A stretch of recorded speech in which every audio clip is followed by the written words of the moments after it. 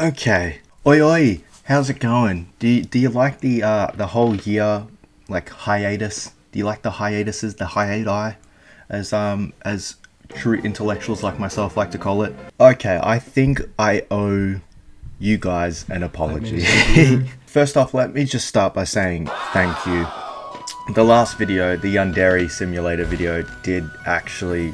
It's the best performing video on my channel by a long shot. And from that, I gained like 500 subscribers from it.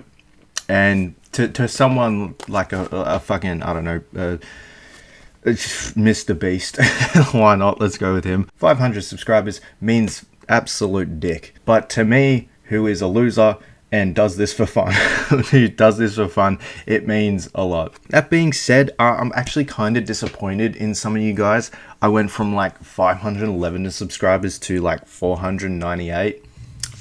So yeah, what the fuck's up with that? Very disappointed in you guys, but the ones that stuck around, why? But yeah, the whole reason why I haven't been uploading is not because I haven't been working on uploading. I'm in the progress of making a somewhat long video on The Last of Us, which is a review that I really wanted to do for quite some time, and I did everything from the scripting to editing to the music, because I wanted to make some like custom music between like each chapter.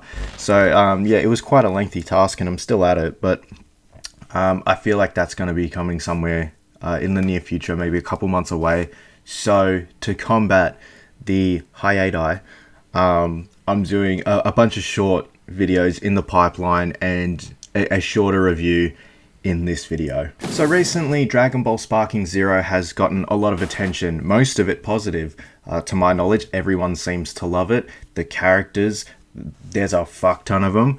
It plays just like the Budokai Tenkaichi series, which is awesome, so it should. And it's just overall a lot of fun. That being said, we're not talking about that today. We're going back and talking about the game that came previously, Dragon Ball Z Kakarot. Dragon Ball Z Kakarot has me conflicted because I don't know if it's the best Dragon Ball game or if it's just recency bias, and games like Dragon Ball Budokai Tenkaichi 3 and Dragon Ball Xenoverse 2, Dragon Ball FighterZ, even Sparking Zero, they may be better. And that's why I made this video. Because I'm unsure. In all honesty, I'm kind of leaning to the latter. I'm not too sure if Kakarot is the best game to ever be in Dragon Ball Z's gaming catalog, but I do kind of enjoy the game nonetheless. So I felt like reviewing Kakarot and just giving my opinion on the game to really kind of figure out where I sit and not sit on the fence. And this video would have come out much sooner if I wasn't trying to platinum the game, and yeah, no, it definitely kind of like tore away at my insides. I was getting very pissed off.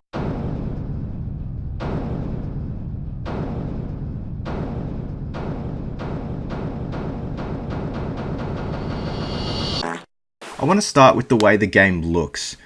It looks great, like most Dragon Ball games. That being said, even the games going back on PS2 still look absolutely amazing, because I think it's just that anime aesthetic that really just holds the test of time. I think it's because I gravitate towards the sharp cel-shaded look of the characters, bringing out that anime feel, but the environments are a lot softer and less shading involved, which makes the characters really pop. The game is really bright and colourful, like the dev said, fuck it, turn the saturation all the way up.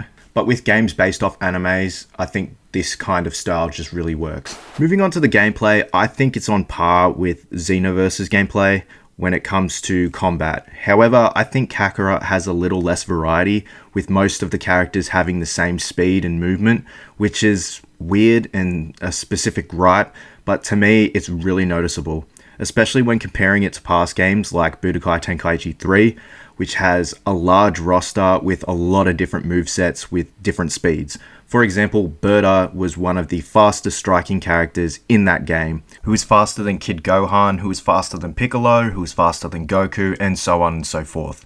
But in Kakarot, you really can't distinguish that, because really, apart from Piccolo, all of them move at roughly the same speed, which I wasn't really a fan of. However, there are elements of the combat that I actually really like like the combo chain. Instead of just spamming circle, throwing punches and kicks, if you press square at the end of a combo, you can use a ki blast, which causes separation between you and the enemy that you're locked on, and also any enemies around you. I feel like this has been used in a lot of previous Dragon Ball games, but I feel like it's the most effective in this one since you have multiple enemies that you're taking on at once. The free roam in the game is just okay, in my opinion. It is cool that you can just fly around and explore famous landmarks in the anime like Satan City and Kame House, really taking in the blueprint used in Budokai Tenkaichi 2 and gave it more life, but there are some gripes I have. Like the overabundance of common enemies that are just in each area, which at times gets straight up fucking annoying because you want to start a side quest and as you slow down, the enemies catch up and then you're put in another pointless battle.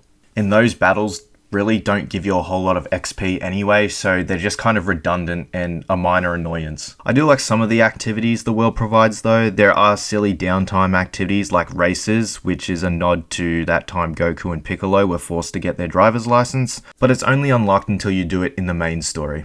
There are also bosses, I guess you can call them, which have a red glowing aura around them, and as you approach them, the battle commences like a normal battle in free roam. Unfortunately, I only ended up completing these when I finished the main story, so it wasn't much of a challenge, but once the generic bosses are defeated, then appears final bosses, which are recognizable characters like Cell or Frieza, and they provide a bit more of a challenge. That's if you haven't completed the main story first like I did. And once you've defeated them, that's it. Move on. No cool cutscene, no dialogue, no nothing, which is a bit shit. But once you've completed all of them, there are about 30, a new challenger appears, Mira, and she actually provides a bit of a challenge with high-powered Gotenks and Vegito with her. And once you've defeated them, that's pretty much it. Mira just goes away, and then move on. There are also strongholds like Red Ribbon Towers or Frieza ships orbiting the area, which I think spawn continuous enemies until the tower or the ship is destroyed, but you can keep your distance and destroy them from afar with ki blasts, so they don't add much. If you head to Capsule Corp, you can also use the training room, which helps you level up your characters with different abilities. Lastly, you can gather and summon Dragon Balls to either get Zeni, Orbs, which act as XP, or to revive those who died in the main story to challenge them again. I think this is a very good way to implement Dragon Balls in-game, because looking back at some other games, you don't really have the Dragon Balls in them at all, and when you do, they are implemented quite poorly. Although the choices are limited to how you want to use the Dragon Balls, I still think it does more than enough to try and make them feel important. Once you've used the Dragon Balls, it takes up to 10 real-life minutes for them to come back and scatter around the Earth, so then you can collect them again and then rinse and repeat. I think the side quests in the game are underwhelming. They do provide a tiny bit of variety, but nothing special. They usually range from straight up fights with friends or foes, fetch quests or travel to one place, get dialogue, travel to another place, get more dialogue, teleport back to the original spot, quest complete. I do like the change in tone from these side quests though. A good amount of them are really light-hearted in nature, such as replacing Krillin's daughter's toy cat or try to convince Bulma to kiss Elder Kai because you made a promise in exchange for life. They're just the right amount of goofy to contrast with the intense tone of the main story. Unless you really enjoyed the game, I don't see many players completing all of the side quests because there are quite a few and they're not as compelling as the main story, but there are some gem side quests. The main story is just a retelling of the Z series, having the Saiyan saga showing Goku taking the remainders of the Saiyan race, that being Vegeta, Raditz and Nappa, which has me thinking, how does Nappa go Super Saiyan? You know, does his mustache glow yellow?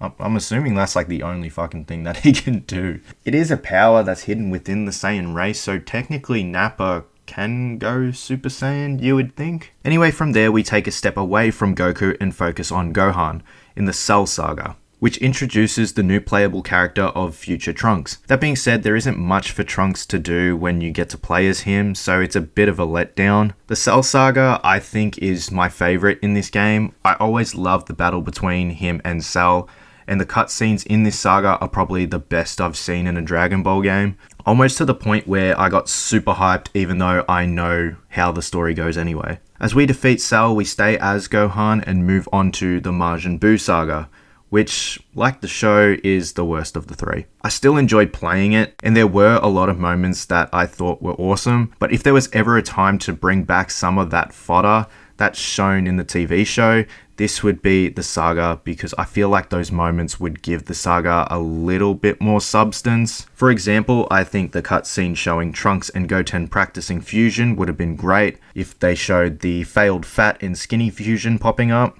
which is one of the better moments of the saga, which is insanely depressing to say.